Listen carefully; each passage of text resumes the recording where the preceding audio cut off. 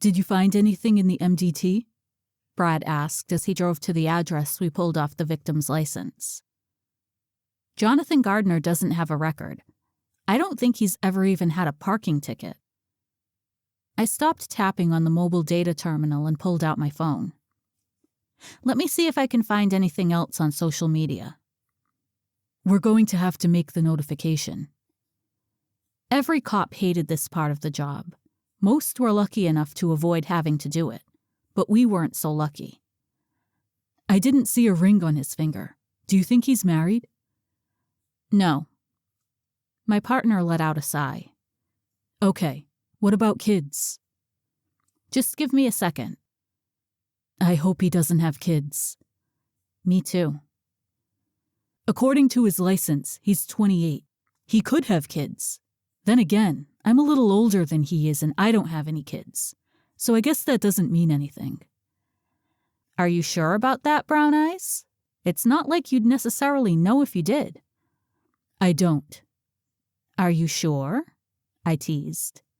Stop that, Liv. I would know. I'm not that kind of guy.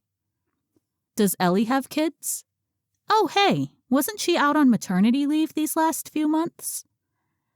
You're not funny. Brad intentionally hit a pothole to rattle me. I'm hilarious. You just don't appreciate my wit. I tapped on my phone, scrolling through the photos on Gardner's social media page. It appeared he had a lot of friends but no steady girlfriend, at least not anymore. I don't think Gardner has kids. No wife, no girlfriend. Boyfriend? According to this, he's into women.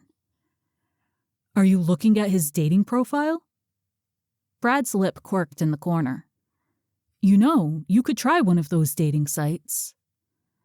To search for our victim? No, to search for someone to share your wit with. Is that what you shared with Ellie? For the record, we never went out. We're friendly. You know me. I'm a considerate guy who doesn't have a problem showing his appreciation for our hard-working support teams. So whenever I need a favor, she makes sure our evidence gets processed ahead of schedule. No harm, no foul. I always knew you were good for something. I should pimp you out more often. But I don't trust you not to break hearts left and right. Do I look like Jake Volatek to you? You might if you didn't shave for a week. Volatek was another homicide detective we worked with. He hit on anything that moved, including me until I set him straight. But despite that, my gut said he was a good cop, dedicated and with a lot to prove. Kind of like me. Thankfully, my partner rarely hit on anyone, but that didn't stop most women from shamelessly flirting with him. And Brad and I had been partners long enough for me to know he wasn't exactly a choir boy either. He was just more subtle about it. Regardless, you can't pimp me out, Liv. We don't work vice. But we could. You might like it better than homicide. I tried to hide the concern from my eyes.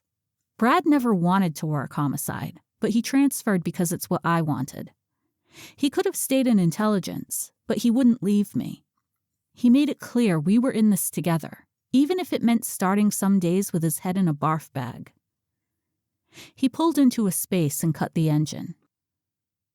Let me see that. He took the phone from my hand and scanned Jonathan Gardner's page, but there was nothing damning on it. No one had posted any threats. What are we doing? He glanced around, but he didn't spot any patrol cars. The sergeant said he called for a search warrant, but it doesn't look like the paper's here yet. We could knock. Brad scrolled through Gardner's details one more time and handed back my phone. Yeah, all right. For all we know, the guy could have a secret harem upstairs. Someone could be inside who knows why Gardner was killed.